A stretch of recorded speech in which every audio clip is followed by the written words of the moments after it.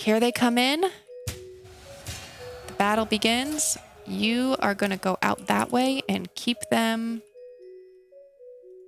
from flanking.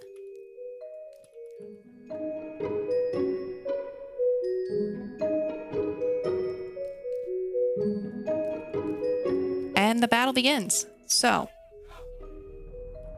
I want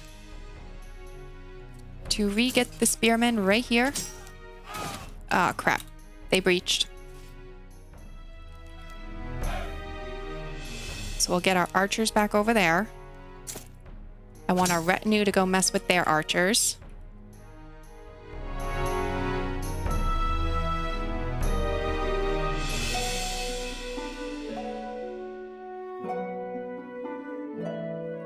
This unit. Let's push these guys here. They're my footmen.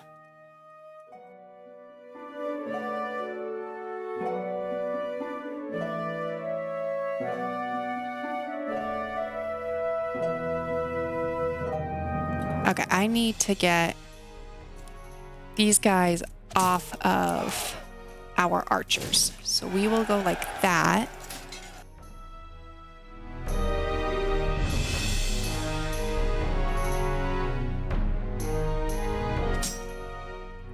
I think they're doing okay, probably not too good. Our retinue, I think, isn't doing particularly well. But everyone else seemed to have done just fine. So let's go get those archers.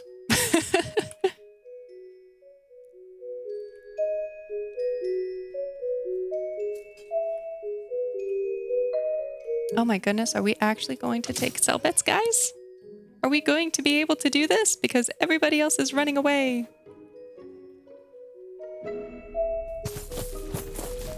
A lot of bodies on the ground.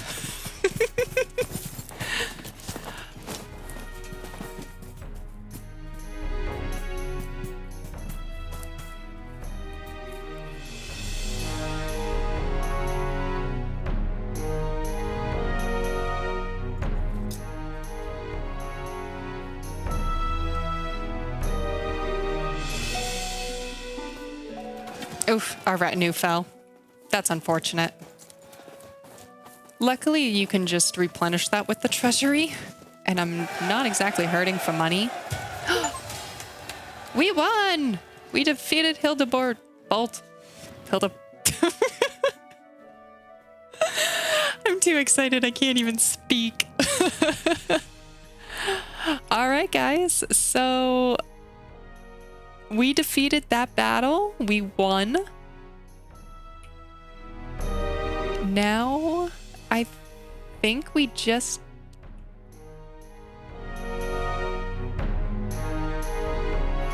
Nope, I think it's ours. I don't even think we have to wait anymore. Yep, Selbitz is ours, guys. We took our first land from the Baron. Yay!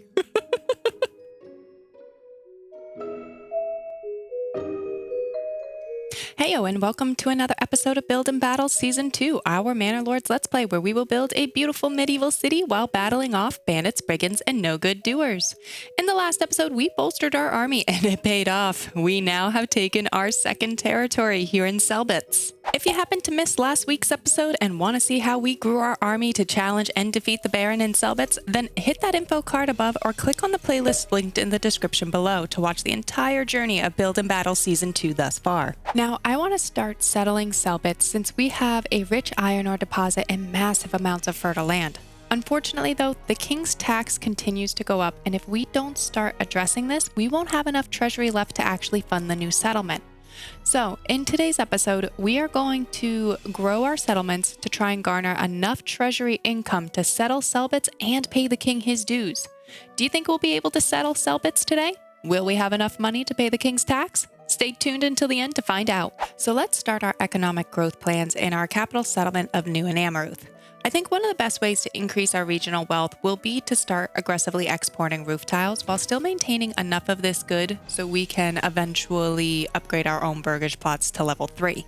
So let's start by taking the or upgrading our mining pit for our clay deposit to deep mine. That way we can really start taking advantage of the node we took a few episodes back and not run out of the resource. And then let's employ a few more families in this area to kind of help increase the production rates.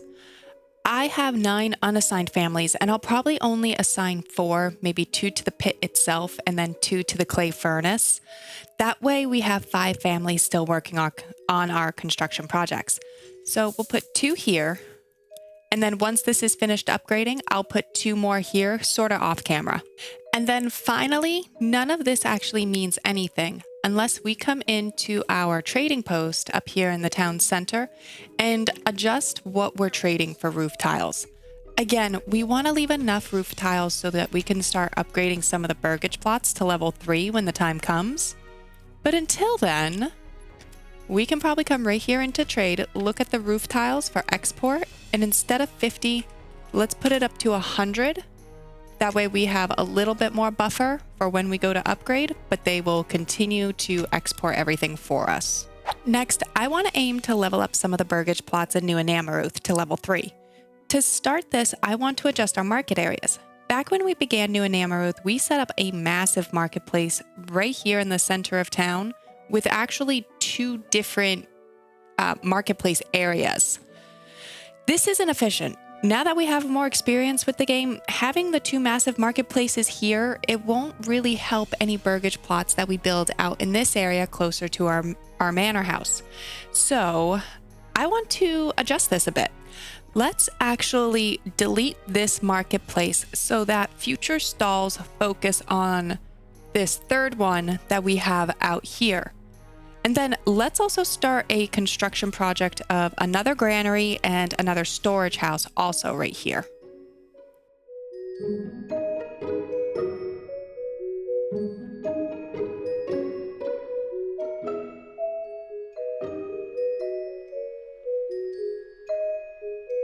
All right, and then next, let's actually add a couple new burgage plots to New Anamoruth. The idea with this is that each level 2 burgage plot is going to provide more regional wealth to the settlement itself. More regional wealth times our tax percentage will increase our treasury revenue. In addition, I still want to finish bulking out this army as we are still a little bit low on recruits. So let's jump right on into this area here and just see how many houses we're able to get in here.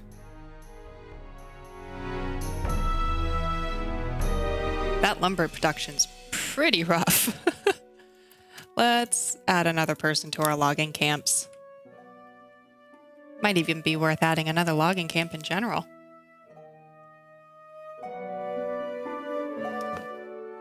Let's see if we can't also squeeze one, maybe right in here.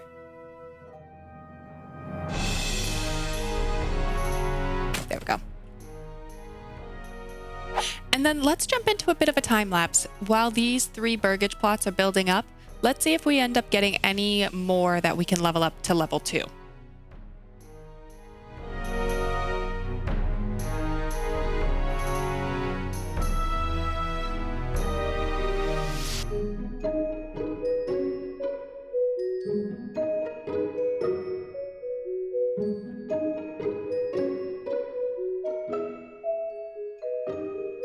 All right, we let the simulation run for not very long, maybe about a month or so in-game time. We still do not have the ability to upgrade any of our level 3s, so hopefully, we will be able to before the end of this episode. Heyo everyone, Future Nama here. So we were actually able to get a couple of level 3s ready to go here. It's now September of the 10th year, so I do want to come in here and start upgrading some of these to level 3 because they'll start to generate 2 regional wealth per family per month. That will definitely increase New Anamoruth's regional wealth, and that will then definitely bleed on over to us. So let's do that one, and just that one for now because we have no logs. All right, let's move on to Cordovia. Now, the goal with Cordovia as our second settlement is to start garnering some treasury revenue for, our treasury. Now, to do that, we need two different things. One, we're going to need a manor house to actually be able to tax the people. And then we're going to need a church so that we can upgrade all of these burgage plots to level 2. So let's start by coming on in here and coming over to our stone deposit and just get the camp up and running. Now that we have enough stone, let's create our manor house, and I kind of want it right up here on this hill. So let's start with the manor itself. And then I do think I want to add a garrison tower on and a tax office. The tax office is completely cosmetic right now while we are in early access mode, but I kind of thought it might not be a bad idea to have one kind of constructed and ready. So that way we have one if we happen to get access to this soon.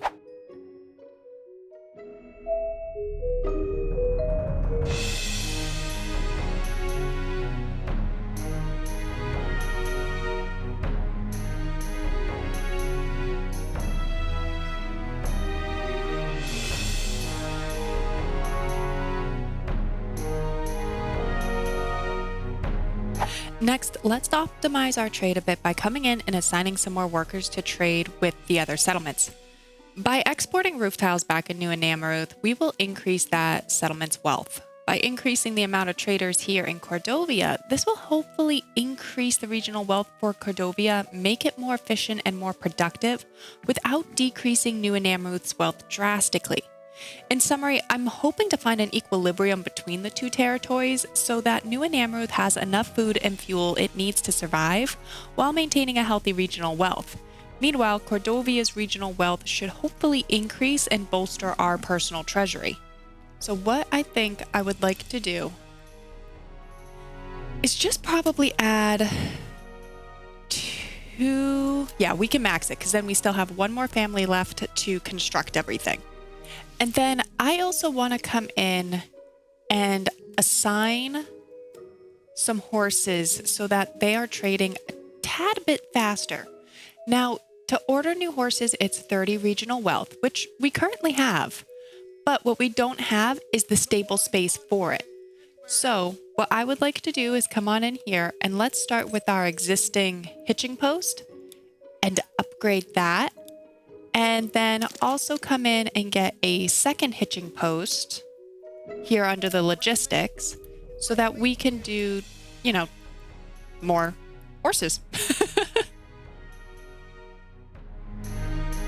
All right, so next we need to start getting our burgage plots to level 2 so we actually are garnering some regional wealth from the burgage plots to then feed into our treasury. So let's come on in and let's get a church and let's snuggle it right up here because I just think this is a very nice little location that we have going on here.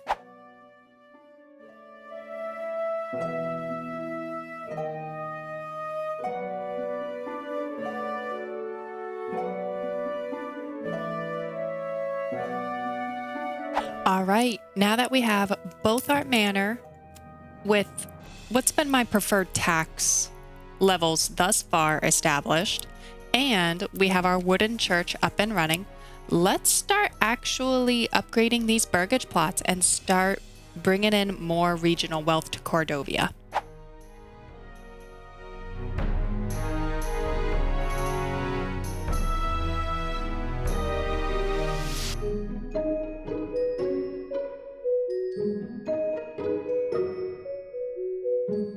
All right, guys, so we just had a band of raiders spotted. They are out in this area. Okay. That means I have no idea where they're going. Let's rally our troops, get everyone together, probably up in this area here, and let's grab some of that new retinue, if we're able to,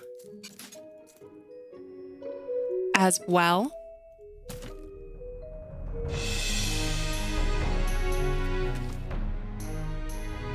And let's just see if we can maybe bait them a little bit with that retinue while everyone else gathers. Because our retinue is actually randomly in this territory that we don't own. So let's come on in here. Let's find our enemies again and see if we can bait them the way we did during one of our last battles.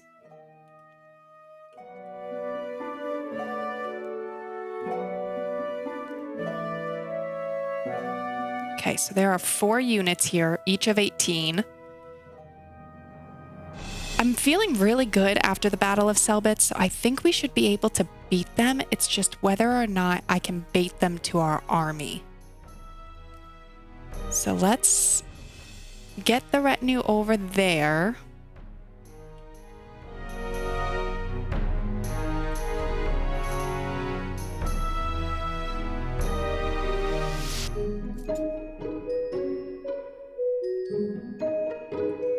And let's pull our archers actually over here. I think this is where I'm going to try and manipulate the battle to be. At least the best that I can.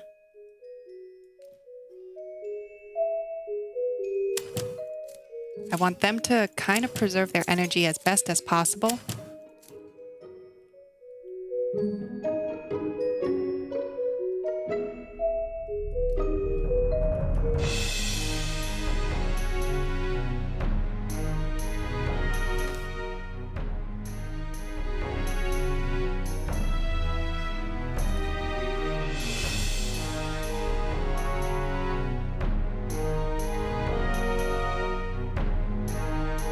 Actually just pull pretty much everyone. Let's just pull them right here.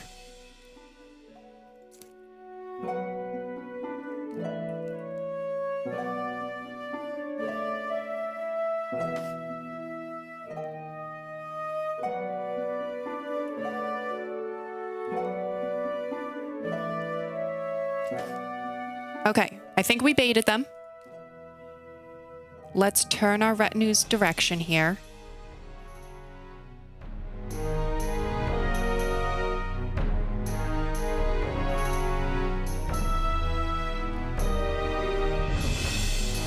How's the rest of our army doing? Okay, our rest of our army is getting into position. So let's get the retinue right up here, and let's line up our archers here, our spearmen way up in the front, and our footmen kind of in the middle.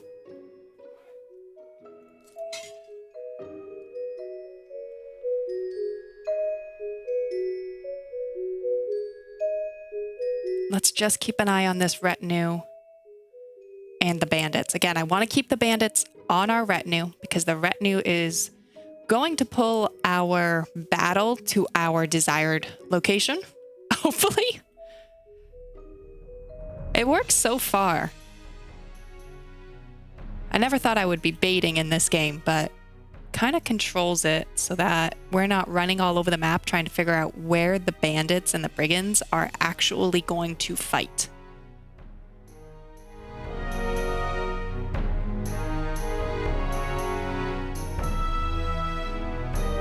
Okay, now that our army is positioned, let's get that retinue right up into the middle there.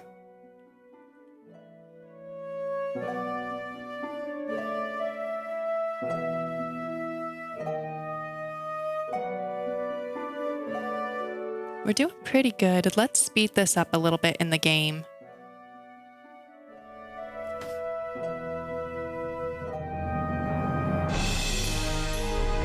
All right, looks like the bandits, one of the bandits might have gotten on our people. So let's just see if we can get that retinue up to our army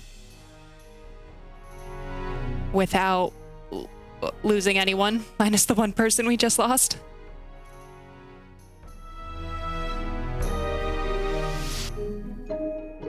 Okay, let's slow down that simulation now, because we're coming up on the field where I have chosen our battle location. And let's just run the retinue right up the middle. Okay, good. Archers are firing.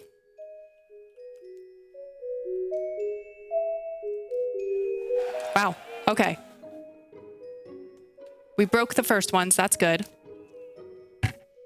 I want to get our archers kind of on the side over here because we have this brigand militia off to the side. I don't want them flanking our people. So let's also actually move one of our footmen over to the side, and let's actually move them right up front. And let's let the rest of the enemies come in here. Speed it up just a little bit so we can do that. I do not like that they are going that far out, so let's bait them because they are trying to get past us. Okay. Slow down that simulation there. Keep it running though. Get our other people to just come in and defend our archers on that side. They weren't fast enough. So back the archers up. Let's get one spearman in on that enemy unit. Let's get another one in on this one. All right, broke another one of the units. Getting some very nice influence from this. Not too many massive losses, which is good. Nice. Okay, and they are broken as well. Is there any more? I think that was all 4 of them. Yes. Wonderful. We have won again. Let's send our people home and get back to focusing on the king. All right, guys, the moment of truth is here. We've got 11 days until the next tax comes. We're not going to be able to garner more treasury from this. I was able to get another burgage plot here in New and Amruth up to level 3, or at least started. So let's kind of watch what happens to the simulation when the king comes to take his tax. It kills me because we were so close. But yeah, let's let the simulation run and let's see how this plays out.